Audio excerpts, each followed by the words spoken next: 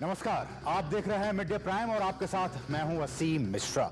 अगले 1 घंटे में हम बात करेंगे देश भर की तमाम बड़ी खबरों की, बताएंगे कि दुनिया भर में कौन कौन सी खबरों पर हैं सबकी नजरें, क्या कुछ चल रहा है खेल और अर्थ जगत में। लेकिन सबसे पहले इस वक्त की बड़ी खबरों पर एक नजर। कर्नाटक में मुस्लिम आरक्षण मुद्दे पर संसद के दोनों सदनों में हंगामा। नेता सदन जेपी नड्डा ने कहा, मुस्लिमों के लिए देश का संविधान बदलना चाहती है कांग्रेस। किरेन रिजिजू ने कर्नाटक के deputy CM DK Shivakumar का मांगा इस्तीफा।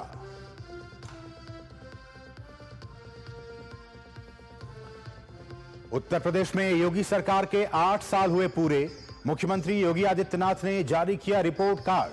पिछली सरकारों के कुप्रबंधन पर बोला हमला, कहा डबल इंजन की सरकार के कारण प्रदेश का हुआ समग्र विकास। दिल्ली में आज से बजट सत्र का आगाज, फिर खुलेगी पूर्व आम आदमी पार्टी सरकार की पोल।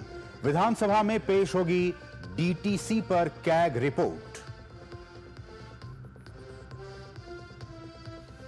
कुणाल कामरा की कॉमेडी से चढ़ा महाराष्ट्र का सियासी पारा। कामरा समेत शिंदे गुट के कार्यकर्ताओं पर भी एफआईआर। सीएम फडणवीस ने कहा, शिंदे पर दिए बयान पर माफी मांगे कामरा, होगी कानूनी कार्रवाई। अमेरिका रूस के प्रतिनिधियों के बीच आज सऊदी अरब में होगी अहम बातचीत। रूस यूक्रेन युद्ध खत्म करने पर क्या पुतिन मानेंगे डोनाल्ड ट्रंप की बात।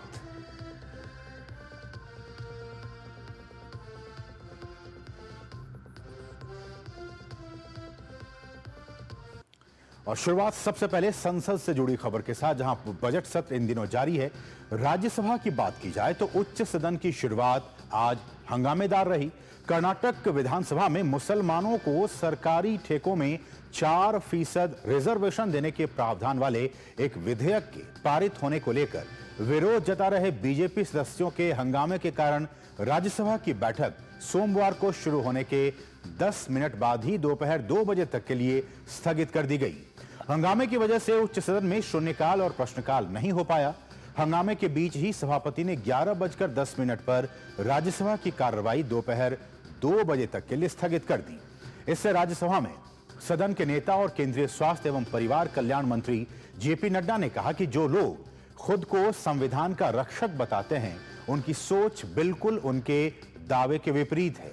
नड्डा ने कानून के तत्काल वापसी की मांग की। Karnataka government has passed a bill granting 4% of reservation to minorities and in public contracts. Chief minister ने स्टेटमेंट दिया है हाउस में कि जरूरत पड़ेगी तो हम संविधान को भी बदलेंगे।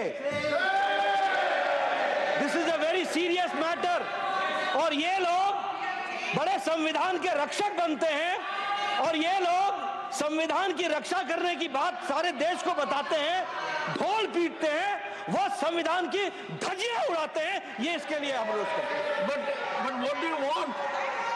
What do you want? I want that such laws and rules should be withdrawn. और इस सबके बीच संसदीय कार्य मंत्री किरेन रिजिजू ने कर्नाटक के उप मुख्यमंत्री के बयान पर तीखी प्रतिक्रिया देते हुए कहा है कि एक संवैधानिक पद पर रहने वाले कांग्रेस के नेता ये कैसे कह सकते हैं कि मुस्लिम पक्ष को आरक्षण देने के लिए वो कॉन्स्टिट्यूशन को बदल देंगे। One of the senior leader of the Congress party, very responsible Congress leader, who is holding a constitutional post, has made a statement that they are going to change the Constitution of India to provide reservation in contract work to a Muslim community. We cannot take this statement lightly, because if it was a statement made by any ordinary person, then we can understand, we can reply outside. But since the statement has come from a person who is holding a constitutional position, and in a very clear term, he has stated that Congress party will provide reservation to Muslim community, and for that they will change the Constitution of India. Reservation for It is what? extremely serious. It is a matter which we cannot tolerate, and this is assault on on the Constitution of India, the Constitution provided by Dr. B.R. Ambedkar. और JP Nadda और किरेन रिजिजू ने सदन में मौजूद विपक्ष के नेता को जवाब देने की मांग की। राज्यसभा में नेता प्रतिपक्ष मल्लिकार्जुन खड़गे ने कहा कि हम देश को जोड़ने का काम करते हैं, तोड़ने का नहीं। उन्होंने भाजपा पर संविधान बदलने का आरोप लगाया। देश का संविधान जो डॉक्टर बाबा साहब अम्बेडकर ने बनाया वो कोई बदल नहीं सकता। रिजर्वेशन भी कोई खत्म नहीं कर सकता। और उसकी रक्षा के लिए हम कन्याकुमारी से कश्मीर तक हमने पूरा भारत जोड़ो यात्रा की। ये भारत तोड़ो करने वाले ये देश के संविधान को बचाने वाले हम लोग हैं। तो ये तो हुई बात राज्यसभा की, लेकिन लोकसभा की बात की जाए तो शुरुआत में ही समाजवादी पार्टी के सदस्यों ने प्रश्नकाल में महिला सुरक्षा से संबंधित मुद्दे उठाने का प्रयास करते हुए हंगामा किया, जिसके कारण सदन की कार्यवाही शुरू होने के कुछ मिनटों बाद ही दोपहर 12 बजे तक के लिए स्थगित कर दी गई। सदन में क्वेश्चन आवर शुरू होने पर लोकसभा के अध्यक्ष ओम बिरला ने शिक्षकों की कमी से संबंधित विषय पर पूरक प्रश्न पूछने के लिए लोक जनशक्ति पार्टी रामविलास की शांभवी का नाम लिया। इसी दौरान समाजवादी पार्टी के कुछ सदस्यों ने महिला सुरक्षा को लेकर हंगामा किया। लोकसभा अध्यक्ष ने हंगामा नहीं थमने पर बिरला से सदन की कार्यवाही कुछ मिनट के भीतर ही दोपहर 12 बजे तक के लिए स्थगित कर दी, जिसके बाद लोकसभा की कार्यवाही 12 बजे फिर से शुरू हुई। लेकिन कर्नाटक में आरक्षण का मुद्दा यहां भी गरमाया और हंगामे के चलते लोकसभा की कार्यवाही भी दोपहर 2 बजे तक के लिए स्थगित कर दी गई। इससे पहले संसदीय कार्य मंत्री किरेन रिजिजू ने धर्म के आधार पर आरक्षण देने की निंदा की। लोकसभा में आज वित्त विधेयक 2025 विचार और पारित करने के लिए पेश किया जाएगा। वित्त मंत्री निर्मला सीतारमण वित्तीय वर्ष 2025-26 के लिए केंद्रीय सरकार की वित्तीय प्रस्थापनाओं को प्रभावी करने वाले विधेयक को विचार और पारित करने के लिए पेश करेंगी। 1947 में सरदार पटेल जी और पूरे संविधान सदन ने उस समय रिलीजियस रिजर्वेशन को खारिज किया था। भारत के संविधान में धर्म के नाम से कोई रिजर्वेशन नहीं हो सकता है। आज कांग्रेस पार्टी का संवैधानिक पद पर बैठ करके वरिष्ठ नेता जब बोलता है कि संविधान को बदलाया जाएगा मुसलमानों को रिजर्वेशन देने के लिए, ये हम मंजूर नहीं हो सकता है। कांग्रेस पार्टी बाबा साहब का नाम को लेकर के संविधान किताब को जेब में हाथ में लेकर के नाटक करते हो, मैं उसका निंदा करता हूं। और वहीं राज्यसभा के सभापति जगदीप धनखड़ ने न्यायिक जवाबदेही और एनजेएसी अधिनियम के मुद्दे पर चर्चा के लिए आज सदन के नेता जेपी नड्डा और नेता प्रतिपक्ष मल्लिकार्जुन खड़गे के साथ बैठक की। दोनों नेताओं ने धनखड़ के कक्ष में बातचीत की। बैठक सुबह 11:30 बजे शुरू हुई। इस संबंध में एक सूत्र ने बताया है कि सभापति ने नड्डा और खड़गे को बैठक के लिए पत्र लिखा था। कांग्रेस नेता जयराम रमेश ने हाईकोर्ट के एक न्यायाधीश के आवास से नकदी बरामद होने का मुद्दा 21 मार्च को राज्यसभा में उठाया था, जिसके जवाब में सभापति धनखड़ की टिप्पणियों की पृष्ठभूमि में यह बैठक बुलाई गई। सभापति धनखड़ ने राष्ट्रीय न्यायिक नियुक्ति आयोग अधिनियम के 2014 में पारित होने के बाद न्यायिक नियुक्तियों के लिए एक तंत्र का, एक सिस्टम का उल्लेख किया था। सुप्रीम कोर्ट ने बाद में इस अधिनियम को रद्द कर दिया था। तो ये जो कार्यवाही है, चाहे वो लोकसभा की बात की जाए, राज्यसभा की बात की जाए, अगर कोई इशू अगर डोमिनेंट रहा तो वो रहा कर्नाटक में आरक्षण का मुद्दा, और इसको लेकर काफी हो हंगामा हुआ। और जैसा कि हमने आपको बताया कि चाहे वो लोकसभा की कार्यवाही हो या फिर राज्यसभा की कार्यवाही, दोनों ही सदनों की कार्यवाही दोपहर 2 बजे तक के लिए स्थगित कर दी गई है। Dominant issue Karnataka reservation issue. हमारे साथ हमारे सहयोगी ऋषि कुमार संसद भवन में क्या कुछ हलचल चल रही है उसको लेकर हमारे साथ मौजूद हैं। ऋषि, आपका स्वागत मिड डे प्राइम में। और जैसा कि हमने अपने दर्शकों को बताया कि चाहे वो लोकसभा की कार्यवाही की बात की जाए या फिर राज्यसभा की, मुद्दा कहीं ना कहीं एक ही इशू रहा, कर्नाटक में मुसलमानों को रिजर्वेशन का मुद्दा। अपडेट आपके पास। बिल्कुल असीम, देखिए आज के अगर संसद की कार्यवाही को देखें, इस समय दोनों ही सदन 2 बजे तक के लिए स्थगित हैं। और सबसे बड़ा मुद्दा इस बार कह सकते हैं कि आज का यही है कि जिस तरीके से कर्नाटक में अल्पसंख्यकों के लिए आरक्षण का जो मसला है वो गरमाया है और सरकार की तरफ से सीधे तौर पर कर्नाटक सरकार को कटघरे में खड़ा किया गया है। वहाँ के जो उप मुख्यमंत्री हैं उनसे इस्तीफा मांगा गया है और इस कानून को वापस लेने की मांग की गई है। सरकार की तरफ से, ट्रेजरी बेंचेस की तरफ से नेता सदन ने राज्यसभा में ये मांग की कि जो कर्नाटक सरकार में उप मुख्यमंत्री हैं जो संवैधानिक पद पर हैं, उन्होंने सीधे तौर पर संविधान बदलने की जो बात कही है उनको तत्काल हटाया जाना चाहिए और उनके खिलाफ कार्रवाई होनी चाहिए और ये कानून वापस लेना चाहिए। इसी तरीके से संसदीय कार्य मंत्री ने ही दोनों सदनों में और एक प्रेस वार्ता के माध्यम से भी इस मुद्दे को रेखांकित करते हुए कहा कि यह संविधान की मूल भावना के विरुद्ध है और संविधान सभा ने किसी भी हालत में आरक्षण जो है वो धर्म के आधार पर न हो, इसको सिरे से खारिज किया था। डॉक्टर अम्बेडकर ने कहा था कि धर्म के आधार पर किसी भी तरीके का आरक्षण भारत की जो लोकतांत्रिक मूल्य हैं और जो एकता है उसको खंडित करने वाला साबित होगा। इसके पृष्ठभूमि में कांग्रेस की तरफ से भी जवाब आए हैं और कांग्रेस कह रही है कि ये बीजेपी एक मुद्दे से डाइवर्ट करना चाहती है, इस वजह से ऐसा कर रही है। ये कांग्रेस का आरोप है और कांग्रेस ने कहा है कि कांग्रेस के जो नेता हैं सुरजेवाला, उन्होंने कहा है, रणदीप सुरजेवाला जो प्रवक्ता भी हैं, उनका कहना है कि उन्होंने इस तरीके का कोई बयान नहीं दिया संविधान बदलने से संबंधित।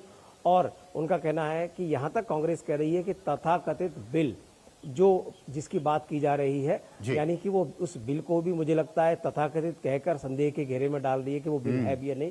लेकिन अब परिस्थितियां सबके सामने हैं और सत्ता पक्ष और विपक्ष आमने सामने हैं और दोनों ही सदनों में जिस तरीके से हंगामा हुआ, देखना होगा कि 2 बजे क्या कुछ परिस्थिति बनती है और सदन कैसे आगे बढ़ पाता है। लेकिन ऋषि, मैं सुन रहा था संसदीय कार्य मंत्री किरेन रिजिजू को, उन्होंने साफ तौर पर कहा कि अगर यही स्टेटमेंट, यही बयान अगर कोई आम व्यक्ति दिया होता तो फिर इस पर प्रतिक्रिया देने की कोई जरूरत नहीं थी।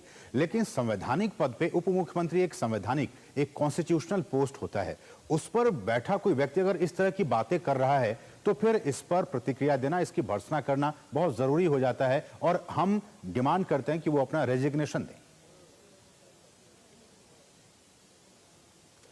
बिल्कुल, देखिए, ट्रेजरी बेंचेस की तरफ से साफ तौर से उनको आरोपित किया जा रहा है कि उन्होंने ऐसा कहा है और इस पर उनसे इस्तीफा, और चूंकि संवैधानिक पद है निश्चित तौर से, और संविधान की बात हम कह रहे हैं कि कांग्रेस पहले करती रही है। मुझे लगता है कांग्रेस के लिए भी इस संविधान को बदलने की जो बात कांग्रेस द्वारा कही जा रही थी, कांग्रेस द्वारा कही गई है, ये उनका आरोप है। तो इस पूरी परिस्थिति में अब कांग्रेस किस तरीके से रेस्पॉन्ड करती है, हालांकि अभी कुछ देर पहले उनके प्रवक्ता ने ये बात कही कि ऐसा उन्होंने नहीं कहा है और ना ही उस बिल के पारित होते समय भी वो हाउस के अंदर थे। लेकिन ये जो पूरी कवायद है आरोप प्रत्यारोप की, निश्चित तौर से इसमें आज कांग्रेस को पूरी तरीके से घेरने की कोशिश की है ट्रेजरी बेंचेस ने, और कांग्रेस इसको कैसे स्पष्ट कर पाएगी ये आगे देखना होगा। लेकिन इतना जरूर है कि इन सब के बीच में जो सदन की कार्यवाही है वो बाधित हुई और सदन इस समय 2 बजे तक के लिए स्थगित है। थोड़ी सी अगर जानकारी ऋषि आप हमारे दर्शकों को दे सके, ये जो सारा मामला है जिसमें कि रिजर्वेशन देने की बात की जा रही है, सारा मामला है क्या, अगर आप संक्षेप में बता सकें। देखिए, रिजर्वेशन का जो मसला है 4% आरक्षण जो कि कॉन्ट्रैक्ट कर्नाटक के अंदर जो कॉन्ट्रैक्ट दिए जाते हैं ठेकेदारी व्यवस्था में, उसमें आरक्षण देने की बात कही गई है और साथ ही साथ माइनॉरिटीज के लिए एक विशेष फंड भी एलोकेट करने की बात की गई थी। तो ये दोनों ही बातें रिजर्वेशन की जो मूल भावना है उसके खिलाफ जाती हैं, जो कि धर्म के आधार पर रेखांकित करती हूं। यहां पर बीजेपी की तरफ से साफ कहा गया है कि जो ओबीसी रिजर्वेशन है उसमें पिछड़ेपन के आधार पर तमाम मुस्लिम जो जातियां हैं उनको आरक्षण दिया जाता है, और जो देश में आरक्षण की व्यवस्था है वो सामाजिक आर्थिक आधार पर पिछड़ेपन को लेकर जो है उसके आधार पर है, ना कि धर्म के आधार पर। तो इस वजह से इस पूरे मसले पर कांग्रेस को घेरने की कोशिश की गई है और कांग्रेस उसमें गिरती हुई नजर आ रही है। लेकिन देखना है कि अब 2 बजे क्या कुछ परिस्थितियां उत्पन्न होती हैं, क्योंकि ये मसला एक ऐसा मसला है जिसमें ट्रेजरी बेंचेस खुद यहाँ पर एक इनिशिएट करके सदन के अंदर विपक्ष को घेरने की कोशिश कर रही है। चलिए उम्मीद करें कि जो संसद की कार्यवाही है, बहुत सारे अहम इश्यूज हैं, अहम कार्यवाही है, अहम कामकाज है जो कि होने हैं, लेकिन हम उम्मीद करें कि ये कार्यवाही जो चल पाएगी, संसदीय कार्यवाही चल पाएगी। बहुत बहुत शुक्रिया ऋषि, इन तमाम ताज़ा अपडेट्स को संसद भवन परिसर से हम तक पहुंचाने के लिए, हमारे दर्शकों तक पहुंचाने के लिए आपका बहुत बहुत शुक्रिया। और सबके बीच कर्नाटक में मुस्लिम आरक्षण के मुद्दे पर भाजपा के सांसद संबित पात्रा ने कांग्रेस पर जमकर हमला बोला है। संबित पात्रा ने कहा है कि बाबा साहब आंबेडकर धर्म के आधार पर, रिलीजन के आधार पर रिजर्वेशन के बिल्कुल पक्ष में नहीं थे। इस मुद्दे पर भाजपा के सांसद संबित पात्रा से बातचीत की है हमारे सहयोगी शैलेंद्र मिश्र ने। कर्नाटक के उप मुख्यमंत्री और कांग्रेस के वरिष्ठ नेता डीके शिवकुमार ने एक बयान दिया है कि अगर वो कभी सत्ता में आए केंद्र में तो संवैधानिक प्रावधान करेंगे मुस्लिमों के आरक्षण के लिए धार्मिक आधार। देखिए, आज डीके शिवकुमार जी ने जो बताया है वो कांग्रेस पार्टी की फितरत, कांग्रेस पार्टी की नीयत और कांग्रेस पार्टी की घृणक सोच को दिखाता है। बाबा साहेब अम्बेडकर इस देश को धर्म के आधार पर उसका बंटवारा कभी उन्होंने होने नहीं दिया। स्पष्ट रूप से उन्होंने अपने संविधान में कोई प्रावधान नहीं रखा कि धर्म के आधार पर रिजर्वेशन या आरक्षण दिया जाएगा। पिछड़ों को, दलितों को आरक्षण दिया जाएगा ताकि वो आगे बढ़ सके, जिससे हिंदुस्तान आगे बढ़े। मगर आज जो राहुल गांधी और राहुल गांधी की पार्टी के लोग कह रहे हैं कि हम सत्ता में आएंगे तो हम संविधान बदल देंगे, अर्थात आप SC ST के रिजर्वेशन को समाप्त करके आप मुसलमान रिजर्वेशन लेके आएंगे। यूपीए के दौरान भी इस तरह कहा गया था कि सबसे पहला हक मुसलमानों का है, और कई राज्यों में जब कांग्रेस सत्ता में थी तब भी ये प्रयास हुआ था कि धार्मिक आधार पर मुस्लिमों को आरक्षण मिले। तो क्या ये संदेश देने की कोशिश है, तुष्टीकरण की राजनीति है मुसलमानों को अपने साथ रखने की? नहीं, तुष्टीकरण की राजनीति अलग चीज होती है। तुष्टीकरण से आगे की राजनीति है, ये देश के बंटवारे की राजनीति है। और याद करिए, राहुल गांधी जी ने एक बार उनके मीटिंग में कहा था कि हाँ, हम मुसलमानों की पार्टी है। एक बहुत बड़े अखबार ने इसे हेडलाइन के रूप में भी छापा था कि राहुल गांधी ने कहा कि हाँ, हम मुसलमानों की पार्टी है। क्यों? इस देश में सबका साथ, सबका विकास, सबका विश्वास क्यों नहीं हो सकता है? इस देश में हाँ, हम मुसलमानों की पार्टी की राजनीति क्यों चलेगी? और संविधान बदल दोगे आप, जो बाबा साहेब अम्बेडकर जी ने बड़े शिद्दत के साथ और अपने हृदय से बनाया है इस देश को जीवित रखने के लिए, आप SC ST के अधिकार को मार दोगे? ये हम होने नहीं। क्या डिमांड आप कर रहे हैं? आज राहुल गांधी जी को और सोनिया जी को इस पूरे विषय में माफी याचना करनी होगी, क्योंकि ये डीके शिवकुमार के बयान नहीं है। शब्द डीके शिवकुमार के हो सकते हैं, मगर ये सोच राहुल गांधी परिवार की है। तो संबित पात्रा बीजेपी के वरिष्ठ नेता हैं, उनका कहना है कि डीके शिवकुमार के बयान पर कांग्रेस के शीर्ष नेतृत्व को सफाई देनी चाहिए। कैमरामैन राणा के साथ शैलेंद्र मिश्र, DD न्यूज, दिल्ली। बढ़ेंगे आगे और बहुत ही छोटे से ब्रेक के लिए आप देखते रहिए DD news. Under the Honorable PM's leadership, an unprecedented push to yoga has been given. Today, yoga is playing a significant role in enhancing health and wellness across the world. PM Yoga Awards are given in recognition to outstanding contributions by individuals and organizations to the field of yoga. These awards carry a trophy, certificate and a prize of 25 lakh rupees. Hurry! Send your entries through MyGov platform before 31st March. Visit Ministry of Ayush website or MyGov platform for more details. जो लक्ष्य चुना था समझ आने लगा है। GLA university, उच्च लक्ष्य की निश्चित प्राप्ति।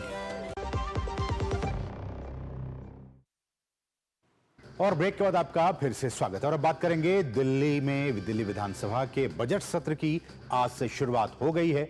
मंत्री, विधायकों और दिल्ली के सभी वर्गों को कुल मिलाकर आज के सेशन की शुरुआत हुई, खीर खिलाकर इसकी शुरुआत हुई है।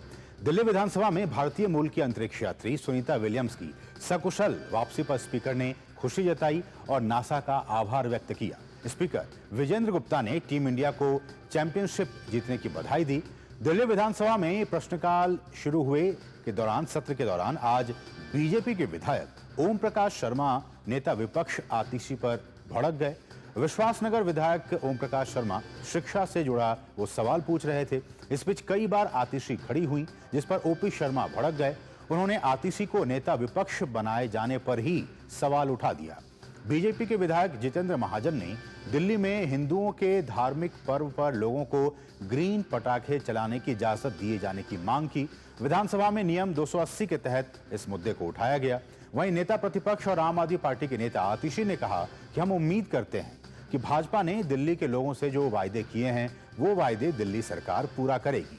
वहीं आज डीटीसी के कामकाज पर सीएजी की रिपोर्ट पेश किए जाने की संभावना है। इस बीच दिल्ली विधानसभा से आम आदमी पार्टी ने वॉकआउट किया है और इस बजट सत्र के दौरान दिल्ली सरकार अपना पहला बजट पेश करेगी। इससे पहले खीर सेरेमनी का आयोजन किया गया जिसमें सभी वर्ग के लोगों को आमंत्रित किया गया। दिल्ली की मुख्यमंत्री रेखा गुप्ता ने बजट सत्र से पहले अपने मंत्रिमंडल को, अपने कैबिनेट को खीर खिलाकर मुंह मीठा कराया। इस मौके पर कार्यक्रम को संबोधित करते हुए उन्होंने कहा कि दिल्ली का बजट डबल इंजन की सरकार का बजट होगा और विकसित दिल्ली का नया विजन इसी के साथ शुरू होगा। दिल्ली के इतिहास में इस प्रकार की सेरेमनी, खीर सेरेमनी के माध्यम से दिल्ली की जनता के वो सभी वर्ग जो इस बजट से जुड़े रहते हैं, जिनकी आशाएं, जिनकी अपेक्षाएं दिल्ली सरकार से और दिल्ली के बजट से रहती है, आज हमने उन सबको यहाँ आमंत्रित किया है। और ये खीर का भोग प्रभु को लगाने के बाद सबसे पहले वो अधिकारी हैं कि उनको ये खीर मिले और वो इसका स्वाद चखे। बजट कल सदन पटल पे प्रस्तुत किया जाएगा और इस बजट में आप, ये मैंने पहले भी कहा, ये सरकार का नहीं, दिल्ली की जनता का बजट है, दिल्ली के हित में, और विकसित दिल्ली का नया विजन अब यहां से शुरू होगा। तो खीर खिलाकर दिल्ली की मुख्यमंत्री ने बजट सत्र की शुरुआत की है। हमारे साथ हमारे सहयोगी गिरीश निशाना ताजा अपडेट के साथ मौजूद हैं। गिरीश, बहुत बहुत स्वागत। और जैसा कि दिल्ली की मुख्यमंत्री कह रही थी कि हमने खीर सेरेमनी आयोजित किया, तो क्या जो दिल्ली का बजट पेश होने वाला है तो दिल्ली की जनता को भी खीर की तरह ही एक मीठा बजट देखने को मिल सकता है जिसमें उसके लिए बहुत सारी, ढेर सारी योजनाएं होंगी? देखिए असीम, जिस तरह से खीर मीठी होती है, उसकी मिठास होती है, उसी मिठास को देखते हुए दिल्ली सरकार ने ये बजट बनाया है। बजट में क्या क्या खास होने वाला है ये तो कल सुबह 11 बजे पता ही चल जाएगा, लेकिन ये बात क्लियर हो चुकी है कि दिल्ली की जनता को बहुत सारी मिठास मिलने वाली है इस बजट के माध्यम से, क्योंकि बजट आने से पहले ही दिल्ली की इस नई सरकार ने रायशुमारी की थी, लोगों से सुझाव आमंत्रित किए थे, चाहे वो महिलाएं हों, चाहे वो व्यापारी वर्ग हो, चाहे वो बुजुर्ग हों, चाहे ग्रामीण क्षेत्र के किसान हों, चाहे युवा हों, तो तमाम जो लोग हैं उनसे उन्होंने रायशुमारी की थी, अपने मंत्रिमंडल के साथ की थी। इसके अलावा जो तमाम विधायक हैं, विधायकों को कहा गया था कि अपने क्षेत्रों में जाकर वे लोगों से सुझाव लें कि आखिर इसमें क्या किया जा सकता है। उम्मीद की जा रही है कि मीडिया वालों के लिए भी इसमें कुछ खास होगा, जो दिल्ली के पत्रकार हैं। इसके अलावा जो दिल्ली की जनता को इंतजार है, कल जब 11 बजे दिल्ली की मुख्यमंत्री रेखा गुप्ता जो है विधानसभा के अंदर इस बजट को पेश करेंगी, क्या क्या चीजें निकल के सामने आएंगी ये स्पष्ट हो जाएगा। लेकिन उम्मीदें बहुत ज्यादा हो गई हैं, क्योंकि आप देख सकते हैं कि जिस तरह से जब दिल्ली सरकार में मंत्रिमंडल की शपथ भी नहीं हुई थी तो उससे पहले ही दिल्ली के अंदर काम शुरू हो गया था, चाहे वो यमुना नदी को साफ करने का काम हो, चाहे दिल्ली की सड़कों पे गड्ढों और गड्ढों में सड़क की बात की जाए, उनको ठीक करने की बात हो। और अब क्योंकि मानसून में देखिए असीम 3 से 4 महीनों का समय है, लेकिन उससे पहले ही नालों की सफाई का काम भी रेखा सरकार ने शुरू करवा दिया है, तो उम्मीदें बहुत ज्यादा बढ़ गई हैं दिल्ली के अंदर नई सरकार से, और उम्मीद की जा रही है कि कल बजट में सब स्पष्ट हो जाएगा। लेकिन आज जो इसकी शुरुआत हुई है वो भी बहुत अच्छी हुई है। आज सुबह यहाँ पर खीर सेरेमनी रखी गई, पहली बार दिल्ली विधानसभा में इस तरह की खीर सेरेमनी रखी गई, जिसमें काफी संख्या में ऑटो चालक और टैक्सी चालक यहाँ पर मौजूद थे। इसके अलावा वकील मौजूद थे, टीचर्स मौजूद थे, डॉक्टर्स मौजूद थे, जिन लोगों से रायशुमारी की गई थी, जिनसे सुझाव आमंत्रित किए गए थे, उन तमाम लोगों का यहाँ पर मुंह मीठा कराया गया खीर के माध्यम से। तो यहाँ पर दिल्ली विधानसभा में आने वाले जितने भी ऑटो चालक थे वो काफी उत्साहित नजर आए। मेरी उनसे बातचीत हुई तो उनका यह कहना था कि इस तरह का सम्मान उन्हें पहली बार मिला है दिल्ली विधानसभा के अंदर। तो गिरीश, ये बताएं कि बीजेपी डे 1 से ही कह रही है कि वैसी योजनाएं, बहुत सारी योजनाएं जो महिलाओं के लिए थी या फिर दिल्ली की जनता के लिए थी, अच्छी योजनाएं थी, हम उसको चालू रखेंगे, उसको हम बंद नहीं करेंगे। आपके सोर्सेज क्या कह रहे हैं कि इस बजट में उन योजनाओं को चालू रखा जाएगा या फिर उन्हें बंद करने की बात की जाएगी? देखिए, मैं आपको बताऊं, क्योंकि जिस तरह से जो भाजपा कहती है, भाजपा ने अपने संकल्प पत्र में जो वादे किए हैं वो आप किसी भी राज्य को उठा के देख लीजिए, वहां पर वो पूरा करते हुए दिखाई देते हैं। जब भाजपा की सरकार दिल्ली के अंदर बनी तो उन्होंने साफ कहा कि जिस तरह से दिल्ली के अंदर महिलाओं को डीटीसी के अंदर फ्री यात्रा मिल रही है तो वो उसी तरह से लागू रहेगी। 200 यूनिट बिजली की सब्सिडी की बात चल रही है, वो इस तरह से जारी रहेगी। 20,000 लीटर पानी की जो बात कर रही है वो इसी तरह से जारी रहेगा। लेकिन उसके अलावा एक्स्ट्रा कुछ नया भी कुछ मिलेगा दिल्ली की जनता को इस बजट के माध्यम से, ये देखने वाली बात होगी असीम। ठीक है, लेकिन गिरीश, आप ही की बातों को आगे बढ़ाते हुए जो डीटीसी से संबंधित जो सीएजी की रिपोर्ट, जो कि आम आदमी पार्टी सरकार उसको नहीं टेबल कर रही थी, उस रिपोर्ट को भी टेबल होना है। और उस रिपोर्ट की जो बातें निकलकर सामने आई है मीडिया में, उसमें ये बातें कही जा रही हैं कि जो डीटीसी का जो खस्ता जो वित्तीय स्थिति है वो बहुत ही खराब स्थिति में है। जो महिलाओं को फ्री में जो बस सर्विस दी जा रही है उसको लेकर भी कहा गया कि इस वजह से भी जो वित्तीय स्थिति है वो खराब हुई है डीटीसी की। आपने कहा कि जो महिलाओं को फ्री में बस सर्विस है वो उसको लागू किया जाएगा, करते रहा जाएगा। क्या, चूंकि सीएजी की रिपोर्ट कुछ और कह रही है, सरकार कुछ और कह रही है, क्या दिल्ली में महिलाओं के लिए फ्री बस की सर्विस जारी रहेगी? और डीटीसी जो घाटे में आई है इसको लेकर सीएजी की रिपोर्ट भी आने वाली है।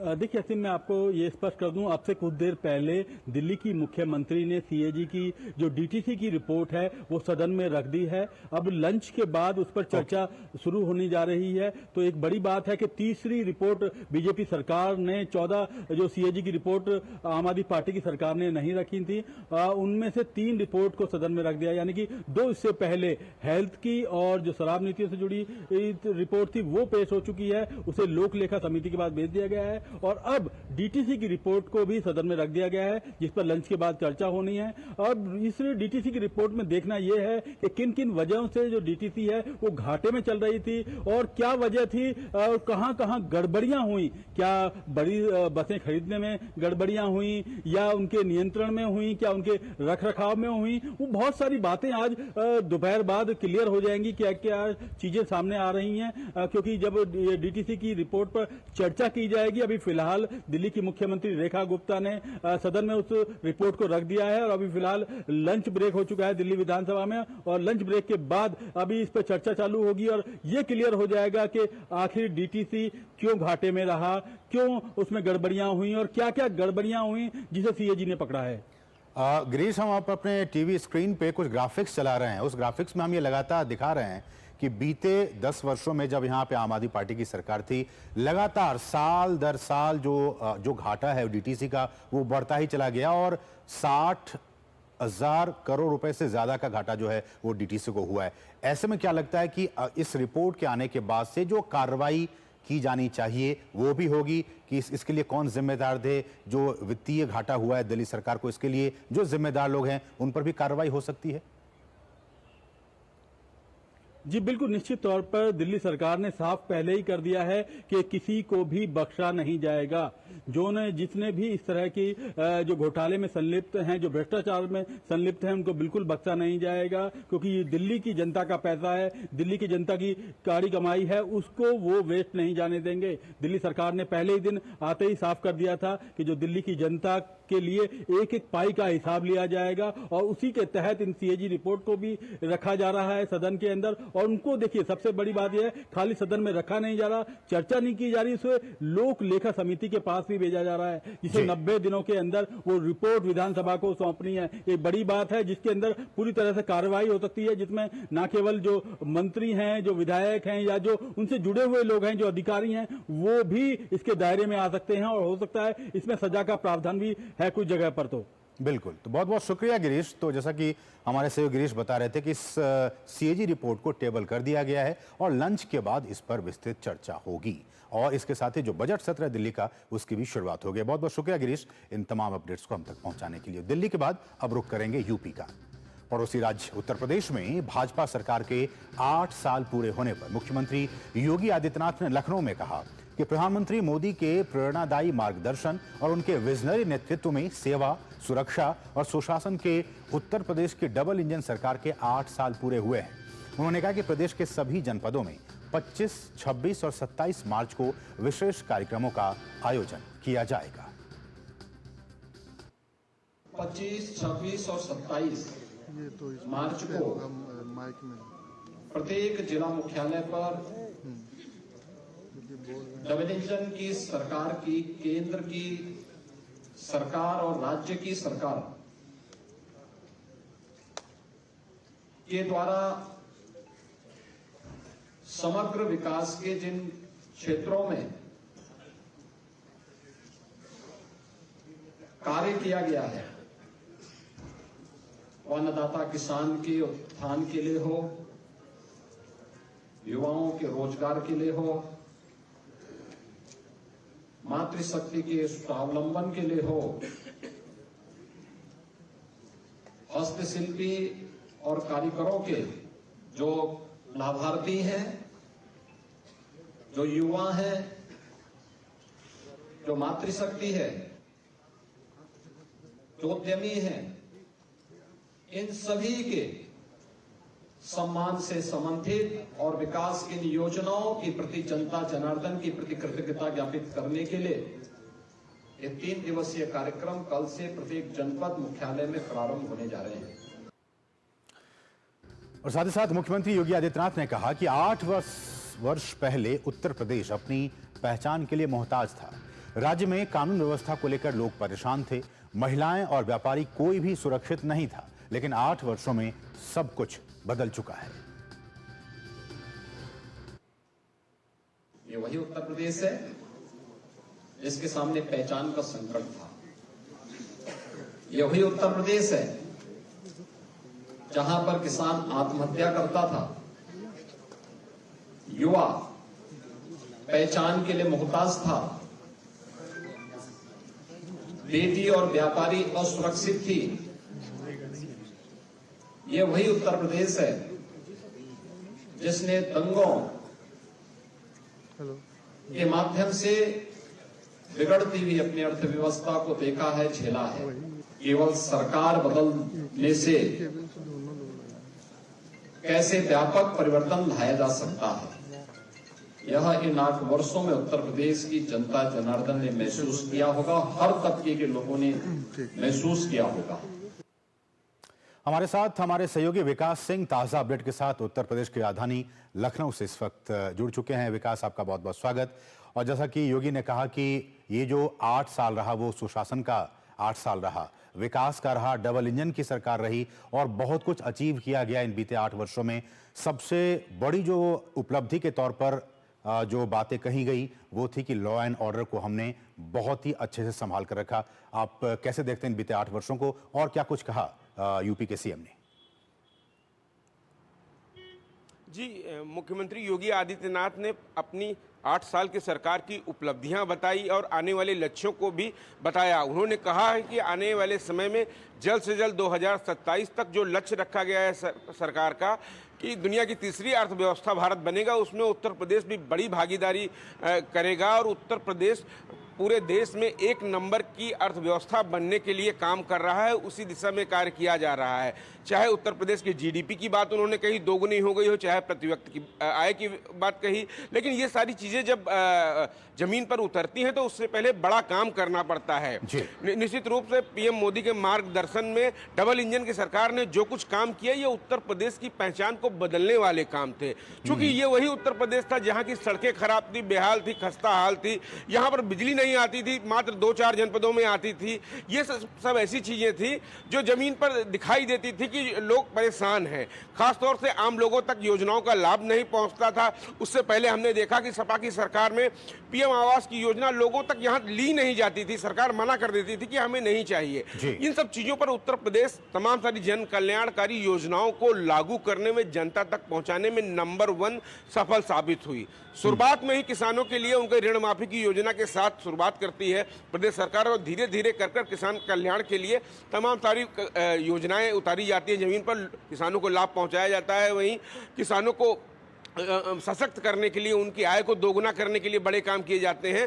तो महिला सशक्तिकरण को लेकर तमाम सारी योजनाएं चलाई जाती हैं, स्वावलंबन की दिशा में उनको आगे बढ़ाया जाता है। चाहे आजीविका मिशन की बात हो, चाहे मिशन शक्ति की बात हो, चाहे उनको सुरक्षा की बात हो, तमाम सारी चीज़ें की जाती हैं। वहीं युवाओं के लिए काम किया जाता है, उनको रोजगार देने के लिए तमाम सारी योजनाएं चलाई जाती हैं। युवा उद्यमी योजना इस बार चालू की गई है, जिसके जो है कह रहे हैं आने वाले समय में इस बार 1 लाख का लक्ष्य रखा गया है और 10 लाख तक उद्यमी बनाए जाएंगे, युवा उद्यमी बनाए जाएंगे। 5 लाख तक का लोन उनको बिना गारंटी का मिलेगा। ये तमाम सारी स्कीम थी उत्तर प्रदेश में जिनसे लोगों को लाभान्वित करने का प्रयास किया गया, लेकिन सबसे महत्वपूर्ण थी कानून व्यवस्था। उत्तर प्रदेश में कानून व्यवस्था को लेकर जो सख्ती बरती गई मुख्यमंत्री योगी आदित्यनाथ के द्वारा, संगठित अपराध उत्तर प्रदेश में खत्म हो गया। बड़े सारे माफिया या तो जेल में है या तो है नहीं। ये एक सबसे बड़ी उपलब्धि रही। इसी कारण उत्तर प्रदेश में निवेशक यहाँ आने लगा। उत्तर प्रदेश में सबसे ज्यादा एक्सप्रेसवे बनाए गए, यहाँ पर कनेक्टिविटी बेहतर की गई, यहाँ पर 24 घंटे बिजली की व्यवस्था की गई। यही नतीजा रहा कि 40 लाख करोड़ से ज्यादा निवेश प्रस्ताव उत्तर प्रदेश में आए और 15 लाख करोड़ से ज्यादा निवेश प्रस्ताव जमीन पे उतर चुके हैं। लगभग 60 लाख से ज्यादा लोग इससे लाभान्वित हो रहे हैं। तो ये बड़ी बात थी। उत्तर प्रदेश की पहचान बदलने की दिशा में पहले कोई जाता था, सीएम योगी कहते हैं कि एक अपनी पहचान बताने का डर था, लेकिन अब उत्तर प्रदेश सम्मान से बताता है। हमने देखा कि महाकुंभ जैसा आयोजन दिखाया पूरी देश दुनिया में कि उत्तर प्रदेश में कितनी क्षमता है, भारत की कितनी क्षमता है। जब 66 करोड़ लोग महाकुंभ में जाकर वहां श्रद्धापूर्वक पहुंचते हैं और शुद्ध जल का आचमन करते हैं, तो अपने आप में दर्शाती है कि ये व्यवस्थाएं भारत की क्षमताओं का प्रदर्शन थी, प्रबंधन का प्रदर्शन थी। और खास तौर से देश में जिस तरीके से काम किया गया उसमें उत्तर प्रदेश किस तरीके से आगे बढ़ा। पिछले दिनों में 66 करोड़ लोग प्रयागराज कुंभ में आए, लेकिन काशी हो, अयोध्या हो, मथुरा हो, नैमिषारण्य हो, विंध्याचल हो, इन जगहों पर पर्यटकों की संख्या पिछले कुछ वर्षों में कई गुना बढ़ गई, जिसकी कल्पना नहीं की जा सकती थी। तो निश्चित रूप से संभावनाएं बहुत थी। उत्तर प्रदेश में काम करने की जरूरत थी, कुछ नया सोचने की जरूरत थी, वो सारी चीजें की गई जमीन पे, उसका प्रतिफल मिल रहा है। लेकिन विकास, जो विपक्ष है उसको ये सारी बातें रास बिल्कुल नहीं आई हैं। जो प्रतिक्रियाएं आ रही हैं वो उन्होंने ये कहा प्रतिक्रिया में विपक्ष के नेता कि ये यूपी के सीएम इन्होंने इस राज्य के विकास के लिए कुछ भी नहीं किया है और ये इस राज्य के विकास को रोकने का काम किया गया है यूपी के सीएम के द्वारा। देखिए, तमाम सारी चीज़ें राजनीति के लिए की जाती हैं। विपक्ष है तो विपक्ष अपनी राजनीति की ही बात करेगा, लेकिन तमाम सारे जो आंकड़े हैं, आंकड़े झूठे नहीं होते हैं। उत्तर प्रदेश में अगर जीडीपी बढ़ी है, उत्तर प्रदेश में अगर प्रति व्यक्ति आय बढ़ी है, उत्तर प्रदेश में अगर उत्पादन बढ़ा है, उत्तर प्रदेश में जितना 22 वर्षों में गन्ना फसल मूल्य का भुगतान किया गया था, पिछले 8 वर्षों में किया गया है। ये सारी चीज़ें जमीन पर दिखाई पड़ती हैं। आयुष्मान योजना हो, किसान सम्मान निधि योजना हो, प्रधानमंत्री आवास योजना हो, इन सब में उत्तर प्रदेश पूरे देश में नंबर 1 है। और ईज ऑफ डूइंग बिजनेस में उत्तर प्रदेश जिस तरीके से आगे बढ़ रहा है, यहाँ पर निवेशक आ रहे हैं, देश दुनिया से यहाँ पर लोग आकर यहाँ पर अपना उद्योग स्थापित करना चाहते हैं। ये सारी चीजें प्रमाण है और ये रिजल्ट है। अब रिजल्ट साफ दिखाई पड़ रहा है। विपक्ष को अपनी राजनीति कर रहा है, लेकिन उत्तर प्रदेश में जन कल्याणकारी योजनाएं हो, लोगों को नौकरी देने का काम हो, इन सारी चीजों पर बिल्कुल समान रूप से काम किया गया। और यही कारण है कि उत्तर प्रदेश में जिस तरीके से आगे बढ़ रहा है, सीएम योगी ने उम्मीद की है कि 1 ट्रिलियन इकोनॉमी के लक्ष्य को उत्तर प्रदेश जल्द से जल्द पाएगा और 1 नंबर की अर्थव्यवस्था उत्तर प्रदेश बनेगा। बिल्कुल विकास, एक आखिरी सवाल कि यूपी के सीएम ने यह भी कहा है कि अगले कुछ दिनों में जो जितने भी जनपद हैं राज्य में, उन सभी में सरकारी योजनाओं का प्रचार प्रसार किया जाएगा।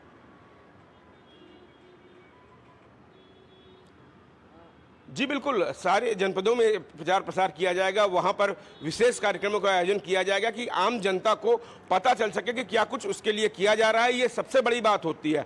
अंत्योदय तक सरकार की लाभकारी योजनाओं को पहुंचाना, उससे बताना कि उसके लिए क्या कुछ चीजें हैं। तमाम सारे लोग होते हैं जो उन योजनाओं के बारे में नहीं जानते हैं, इसलिए उसका लाभ नहीं उठा पाते हैं। सरकार की उपलब्धियों को जन जन तक पहुंचाने के लिए प्रदेश सरकार पूरे प्रदेश के सभी जनपदों में यह कार्यक्रम अगले 3 दिनों तक आयोजित करेगी और हर आम जनता तक पहुंचाने का प्रयास करेगी। खासतौर से जो भी उसको जो समस्याएं हैं उन समस्याओं को दूर करने के लिए सरकार ने क्या कुछ किया है और क्या कुछ करने वाली है, उन सभी चीजों से जोड़ने के लिए यह कार्यक्रम किया गया है। और कहीं ना कहीं मुख्यमंत्री योगी आदित्यनाथ ने आज भी जो कहा आज कि खासतौर से जो युवा लोग हैं, उद्यमी हैं, अब वो नौकरी ना करें, नौकरी दूसरों को नौकरी देने के लिए सक्षम हो सके। तो 5 लाख तक की जो योजना है युवा उद्यमी योजना, उसमें बिना गारंटी उनको मिलेगा, ऋण मिलेगा। और उसके बाद जब ये पूरा हो जाएगा तो यही योजना में 10 लाख रुपए उनको मिलेगा। तो निश्चित रूप से युवा अगर खुद उद्यमी बनना चाहता है, सशक्त बनेगा, लोगों को जोड़ेगा। चलिए, बहुत बहुत शुक्रिया विकास, इन तमाम ताजा अपडेट्स को लखनऊ से हम तक पहुंचाने के लिए आपका बहुत बहुत शुक्रिया।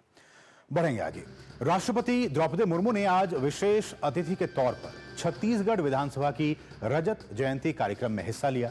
राष्ट्रपति ने इस मौके पर कहा कि छत्तीसगढ़ विधानसभा ने देश और दुनिया से लोकतंत्र को मजबूत किया है। यहां लोकतांत्रिक प्रणाली का निर्वाह न केवल संविधान के अनुरूप हुआ है, बल्कि यहां 25 सालों में कभी भी विधानसभा की कार्यवाही में मार्शलों का प्रयोग नहीं किया गया है। ये मान्यता और भी मजबूत हो जाती है कि छत्तीसगढ़िया सबले बढ़िया। इस विधानसभा ने लोकतांत्रिक परंपराओं के उच्चतम मानक स्थापित किए हैं। छत्तीसगढ़ विधानसभा ने सदन की कार्रवाई के दौरान वेल में आ जाने वाला सदस्यों के स्वयं विलंबन का असाधारण नियम बनाए हैं तथा उसका पालन किए भी है। मुझे ये जानकर भी बहुत प्रसन्नता हो रही है कि 25 वर्षों के दौरान कभी भी मार्शल का उपयोग नहीं करना पड़ा। छत्तीसगढ़ विधानसभा ने केवल शेष भारत ही नहीं बल्कि विश्व की सभी लोकतांत्रिक प्राणियों के सामने श्रेष्ठ संसदीय आचरण का अनुपम उदाहरण प्रस्तुत किया है। और अब खबर महाराष्ट्र से है। बात कुणाल कामरा की जाए तो कॉमेडियन कुणाल कामरा ने हाल ही में एक स्टैंड अप शो के दौरान महाराष्ट्र के डिप्टी सीएम एकनाथ शिंदे पर पक्ष बदलने के लिए कथित रूप से अपमानजनक टिप्पणी की, लेकिन इसने एक बड़े पैमाने पर विवाद को जन्म दे दिया है। एक तरफ मुंबई पुलिस ने आज stand up comedian Kunal Kamra के खिलाफ एकनाथ शिंदे पर कथित रूप से अपमानजनक टिप्पणी करने के आरोप में एफआईआर दर्ज की है। शिवसेना विधायक मुरजी पटेल ने कुणाल कामरा के खिलाफ पुलिस में शिकायत दर्ज कराई। वहीं हैबिटेट स्टूडियो में तोड़फोड़ मामले में शिवसेना शिंदे गुट के नेता राहुल कनाल को भी खार पुलिस ने गिरफ्तार कर लिया। पहले गिरफ्तार आरोपियों को मेडिकल के लिए ले जाया जा रहा है, उसके बाद बांद्रा कोर्ट में उन्हें पेश किया जाएगा। तोड़फोड़ करने के आरोप में एकनाथ शिंदे के नेतृत्व वाली शिवसेना के युवा गुट युवा सेना के 11 सदस्यों को भी गिरफ्तार किया गया है।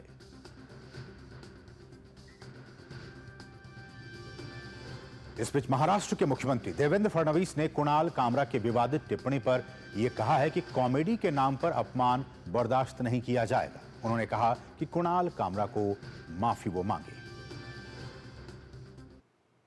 जिस प्रकार से स्टैंड अप कॉमेडियन कामरा इन्होंने एक गीत के माध्यम से महाराष्ट्र के पूर्व मुख्यमंत्री और विद्यमान उप मुख्यमंत्री श्री एकनाथ शिंदे जी को अपमानित करने का प्रयास किया है, ये गलत है।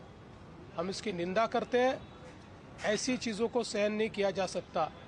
कामरा को मालूम होना चाहिए कि 2024 के चुनाव में जनता ने निर्णय कर दिया है कौन गद्दार है कौन खुद्दार है। और स्वर्गीय शिवसेना प्रमुख हिंदू हृदय सम्राट बाला साहब ठाकरे जी की विरासत ये शिंदे जी के पास है, इस पर जनता की मोहर लगी है। तो कोई स्टैंड अप कॉमेडियन खड़ा रहकर इस प्रकार से उनको गद्दार नहीं कह सकता। जनता ने दिखा दिया, जिन्होंने गद्दारी की, जिन्होंने बाला साहब ठाकरे के विचारों से गद्दारी की, उनको घर भेजने का काम ये जनता ने किया हुआ है। और मैं ये मानता हूँ कि कॉमेडी करने का भी अपना अधिकार है, व्यंग कसने का भी अधिकार है। हमारे ऊपर भी चाहे जितना व्यंग कसिए, इसमें कोई किसी को दर्द नहीं है। लेकिन अगर जानबूझकर अपमानित करने का और इस प्रकार से इतने बड़े नेताओं को बदनाम करने का काम अगर कोई करेगा तो मुझे ऐसा लगता है कि उसको सहन नहीं किया जाएगा। उस पर जो भी कानूनन कार्रवाई है वो कार्रवाई की जाएगी। हमारे साथ हमारे सहयोगी शिशिर शेलार इस वक्त मुंबई से जुड़ चुके हैं। शिशिर, आपका स्वागत। और जैसा कि चीफ मिनिस्टर फडणवीस ने साफ तौर पर कहा कि मैंडेट तो जनता दे चुकी है कि कौन खुददार है और कौन इस तरह की चीजें हैं। ऐसे में साफ तौर पर यह कहना कि ये आप किसी का इस तरह की बातें कह के आप उसका अपमान कर सकते हैं, इसे बर्दाश्त नहीं किया जाएगा, क्योंकि जनता ने उन्हें चुना है और जनता का विश्वास, जनता का जो मैंडेट है वो उनके साथ है। बिल्कुल, देखिए इस वक्त अगर देखा जाए महाराष्ट्र की राजनीति में सत्ता पक्ष और विपक्ष आमने सामने खड़े हैं। सत्ता पक्ष जो कि इस बात का विरोध कर रहा है कि कुणाल कामरा द्वारा जो स्टैंड अप कॉमेडी की गई थी उस पर अभद्र टिप्पणियां जो है उन्होंने उप मुख्यमंत्री एकनाथ शिंदे पर की गई, और इसीलिए हमने देखा कि जो एकनाथ शिंदे गुट के नेता है उन्होंने उस स्टूडियो को भी तोड़फोड़ की जहां पर ये स्टैंड अप कॉमेडी जो है शो जो था वो शूट किया गया था। हालांकि इसके बाद अब पुलिस ने उन पर कार्रवाई की है। तकरीबन जिस प्रकार से उनको अरेस्ट किया गया है, स्टैंड अप कॉमेडियन जो कि उनके नेता है उनको भी जो है अरेस्ट यहाँ पर किया गया। तो जहाँ तक बात करें कि जिस प्रकार से कानून की प्रक्रिया है उसका पूरी तरह से यहाँ पे पालन किया जा रहा है, लेकिन मुख्यमंत्री जी शिशिर आपकी आवाज की गई है। जी, बात पूरी कीजिए। जी शिशिर, आपकी आवाज कुछ ब्रेक हो रही थी।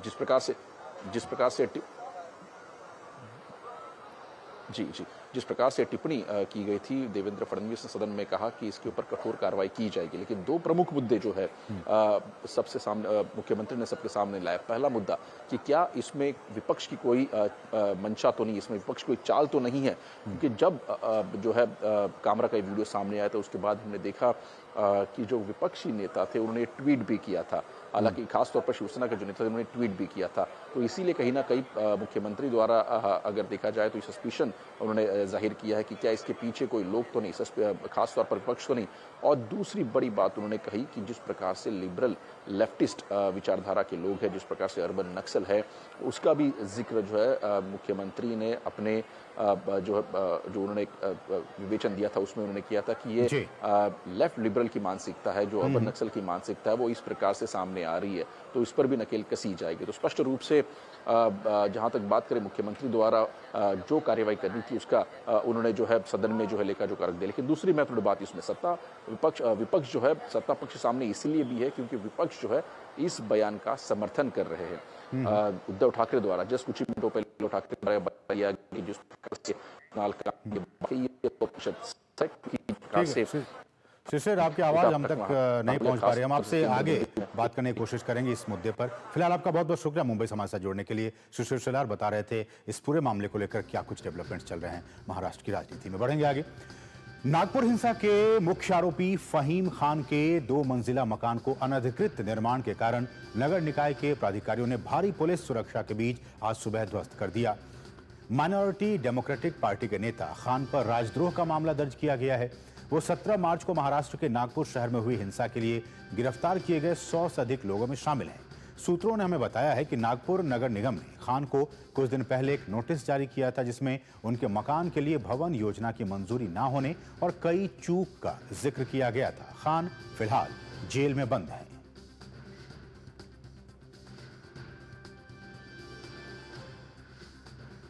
सुप्रीम कोर्ट के एडवोकेट मैथ्यू नेदुम्पारा ने सुप्रीम कोर्ट में याचिका दायर कर मांग की है कि दिल्ली हाई कोर्ट के जस्टिस यशवंत वर्मा के घर पर कथित तौर पर नोटों का ढेर मिलने के मामले में दिल्ली पुलिस को एफआईआर दर्ज करने का निर्देश दिया जाए। याचिका में कहा गया है कि इस मामले में सुप्रीम कोर्ट द्वारा 3 जजों की कमेटी बनाने का कोई औचित्य नहीं है। जांच की कार्यवाही अब पुलिस को करनी चाहिए। याचिका में न्यायपालिका के सभी स्तरों पर भ्रष्टाचार को रोकने के लिए सरकार को प्रभावी और सार्थक कार्रवाई करने का निर्देश देने की मांग की गई है, जिसमें न्यायिक मानक और जवाबदेही विधेयक 2010 को दोबारा लाने की मांग की गई है। बढ़ेंगे आगे। रूस और यूक्रेन युद्ध को खत्म करने को लेकर वार्ताओं का दौर लगातार जारी है। इससे जुड़ी एक महत्वपूर्ण मीटिंग अमेरिका और रूस के प्रतिनिधियों में होने वाली है। इससे पहले रविवार को यूक्रेन और अमेरिका में मीटिंग हुई। यूक्रेन के रक्षा मंत्री ने रविवार को कहा कि मीटिंग में ऊर्जा फैसिलिटी और महत्वपूर्ण बुनियादी ढांचों की सुरक्षा से जुड़ी मुद्दों पर चर्चा हुई। इस बीच अमेरिकी विशेष दूत स्टीव विटकॉफ ने इस युद्ध को खत्म करने की संभावनाओं को लेकर आशा व्यक्त की है। विटकॉफ ने कहा है कि मुझे लगता है कि रूसी राष्ट्रपति व्लादिमीर पुतिन शांति चाहते हैं। सोमवार को इसमें एक महत्वपूर्ण प्रगति देखने को मिलेगी। स्वाभाविक रूप से हम पूर्ण युद्ध विराम की ओर बढ़ेंगे। इस बीच एक रिपोर्ट में बताया गया है कि अमेरिकी राष्ट्रपति ट्रंप रूस यूक्रेन युद्ध को कब तक बंद करने की उम्मीद कर रहे हैं। ब्लूमबर्ग की रिपोर्ट के मुताबिक ट्रंप चाहते हैं कि लड़ाई ईस्टर यानी कि 20 अप्रैल तक बंद हो जाए, लेकिन ट्रंप की ओर से युद्ध खत्म करने की डेडलाइन पहले भी बढ़ चुकी है, जिससे सवाल उठता है कि पुतिन आखिर इसे लेकर कितने सीरियस हैं। ट्रंप ने अपने चुनावी अभियान में यहां तक कहा था कि उनके राष्ट्रपति बनने के पहले दिन ही शांति हो जाएगी।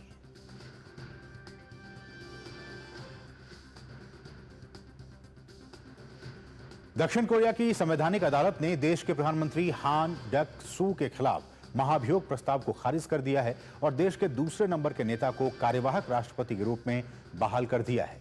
लेकिन राष्ट्रपति युन सुक यॉल के खिलाफ महाभियोग पर अभी फैसला नहीं सुनाया गया है। पिछले साल दिसंबर में मार्शल लॉ लागू करने के कारण यून के खिलाफ नेशनल असेंबली द्वारा महाभियोग प्रस्ताव पारित किए जाने के बाद हान कार्यवाहक राष्ट्रपति बने थे। देश में मार्शल लॉ लागू किए जाने के कारण एक बड़ा पॉलिटिकल क्राइसिस वहां पैदा हो गया था।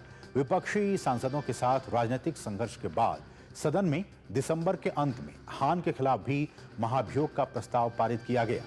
संवैधानिक अदालत ने कहा कि उसने हान के खिलाफ महाभियोग को रद्द करने का फैसला किया है, लेकिन यून के खिलाफ महाभियोग पर अभी फैसला आना बाकी है। अगर अदालत यून के खिलाफ महाभियोग को बरकरार रखती है तो दक्षिण कोरिया को नए राष्ट्रपति के लिए चुनाव कराना होगा।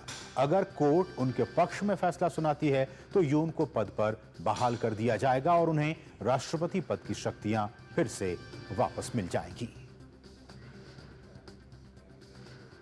और अब खबर कनाडा से है, जहां आम चुनाव के लिए प्रचार अभियान की शुरुआत करते हुए देश के नए प्रधानमंत्री मार्क कार्नी और उनके प्रतिद्वंद्वी और कंजर्वेटिव पार्टी के नेता पियरे पोलिवेरे ने कहा है कि अमेरिकी राष्ट्रपति ट्रंप को कनाडा की संप्रभुता का सम्मान करना चाहिए।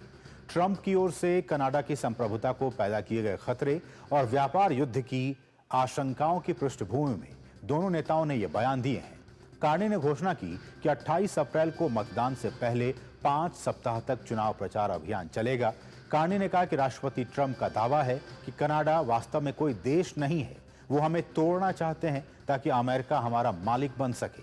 हम ऐसा नहीं होने देंगे। लिबरल पार्टी ने शनिवार को घोषणा की थी कि कार्नी पहली बार संसद के सदस्य बनने के लिए ओटावा के उपनगरीय क्षेत्र नेपियन से चुनाव लड़ेंगे। हाउस ऑफ कॉमन्स की 343 सीट या जिलों के लिए चुनाव प्रचार 37 दिनों तक चलेगा। और अब बात आईपीएल की, जहां आज विशाखापत्तनम में दिल्ली कैपिटल्स और लखनऊ सुपर जायंट्स की टीम एक दूसरे के खिलाफ मैदान पर उतरेगी। इस बार दोनों ही टीमें अपने नए कप्तानों के साथ सामने हैं। जहां दिल्ली कैपिटल्स की कप्तानी अक्षर पटेल के हाथों में है, वहीं दूसरी ओर ऋषभ पंत लखनऊ सुपर जायंट्स की कप्तानी करते नजर आएंगे। वैसे आईपीएल में इन दोनों टीमों के बीच हुए पिछले 5 मैचों की बात की जाए तो 3 बार लखनऊ सुपर जायंट्स की टीम ने जीत हासिल की है, वहीं दिल्ली कैपिटल्स 2 बार बाजी मारने में कामयाब रही है। तो इस खबर के साथ ही मिड डे प्राइम के आज के इस अंक में बस इतना ही। मुझे और हमारी पूरी टीम को दीजिए अनुमति। नमस्कार।